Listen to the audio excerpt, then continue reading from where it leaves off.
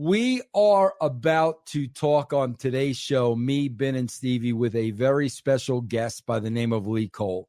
We're about to talk about a lawsuit that 5 former Ring Boys have filed against WWE, TKO, Linda McMahon, and Vince McMahon. This lawsuit was filed about a week ago. Now, Lee Cole was the brother of a ring boy by the name of Tom Cole, who was allegedly abused by people in WWE management. And unfortunately, Tom Cole took his own life some years ago.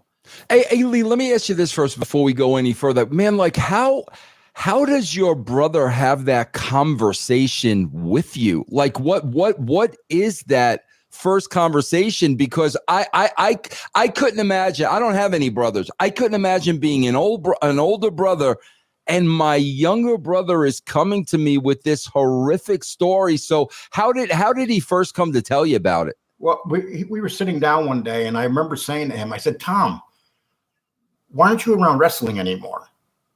And then I remember the first day he said, I don't want to talk to you about it. He goes, and it was bothering him because this time when he showed up at my house, he was very down. He kind of looked defeated. And, he always loved wrestling since he was a little boy. He loved wrestling. He loved the atmosphere, being around it and everything. And then he started telling me about, he eventually got fired because when he was 16, he left the company because Terry Garvin came to him and propositioned him. He told Terry Garvin no. And then he noticed right after that, Mel started ignoring him. So at that point, he went away for 2 years, got away from the industry. And he started going to ECW and joining ECW down in Philadelphia at that time. Then all of a sudden, Mel shows back up in his life and says, we need a warehouse manager. And Terry came up to him and said, can you come over to my house and help me with a few things?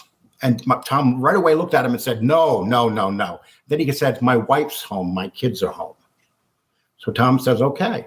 He believes him at his words. They get to the house. Guess what? There's nobody there. Nobody. It's Terry. And then if you read his previous lawsuits, Terry right away offers them drugs. He goes, I'll do all the work, started hitting on him.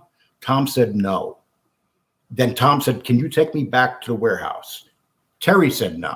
So Tom went outside and slept in the van. The following morning, Terry Garvin got up, drove him back. And then Tom goes back there. Terry leaves him. Then Mel comes up to him a little while later and says, we got to let you go. And then Tom said to him, you're letting me go because I wouldn't sleep with Terry. I wouldn't do what he wanted. And then Mel looked right at him and says, Tom, you know how it is in this company. It was all planned. Vince, he stages everything. He had this whole plan. Hey, Elizabeth, come with us. We want you next to Tom. And come on, guys, would you mind having Elizabeth next to you in her prime? That's what it comes down to. And so they split us up. And then after that show, we went back to Titan Towers. And the next 3 days we negotiated. And by the third day. Now, are you involved in those negotiations, Lee? Oh, yeah. Oh, okay. I'm at that table running that shit. Okay. At that point, I'm in charge, but here's the problem. Vince and we got along great the first day. The first day we met, Vince puts on the show. There's an Italian restaurant that he eats at in Stamford. And we went there at 6:00 at night. And there was nobody in the restaurant. Vince literally bought out the restaurant. And we went into the back, sat at the table, and Vince is putting on the show with his wife and me and my brother. And we're impressed. Come on. How can you not be impressed? He's taking out the gold. We look at credit cards back in 92. It's not like it is now. Yeah. He took out the gold American Express. The gold American Express back then was the biggest card you can have. Throws it in the middle of the table. He had it all done. He had it all set up in his head. But he took us back, and then we started negotiating. And basically, I told Vince. I said to Vince, you guys got off cheap here, because I told my brother. So this is after your brother Lee had already made the deal with him? Yes, he did. And See what happened at the end of the meeting. This is when at the end of that meeting with the lawyers, Tom looks at Vince and goes, "Oh, Vince, there's somebody else involved." And Vince goes, "Oh, who?" And then he says, at that minute, he goes, "Well, where's your brother now?" He goes, "Oh, he's right down the street." So at that point, Vince knew there was another person involved. And you know that probably. Vince is here negotiating, not knowing that I'm the next person involved. And so at that point, when I go into Titan Towers.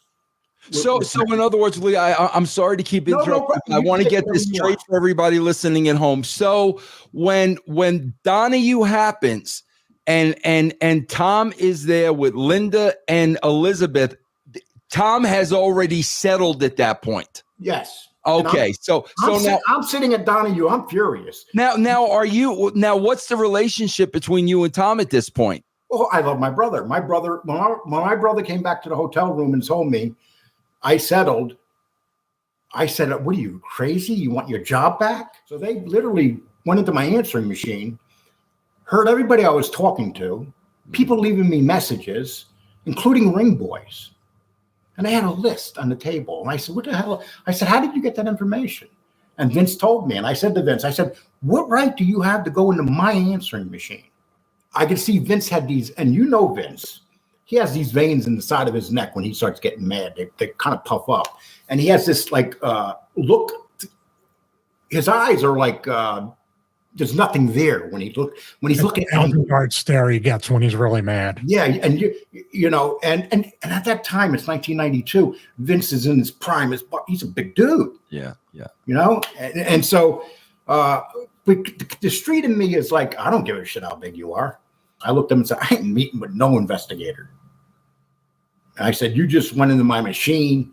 And then we started arguing back and forth. And I remember Vince looked at me with that look and he goes, "Oh, you're the smart one." And he's shaking his head like that. Every single action, every single word, every single setup, everything they're doing is not to defend the fact that they're innocent. It's to try to gather information so they cannot. I mean, it's actually an admittance of guilt the more they do stuff like this. Maybe I was too stupid to be scared because I know people were following us. My brother and I, they had Fairfax following us for quite a while. We used to, after they fucked my brother over and he left the company, they used to have people following us. We used to look at the window and say, "Hey, there they are." You know, it's like we knew. My brother and I, because of the WWE and because of everything, we had an up and down relationship after that. Vince was probably in fear of Linda. Okay, wow. So yeah, that woman was ruthless. Let me tell you a story about me and Linda.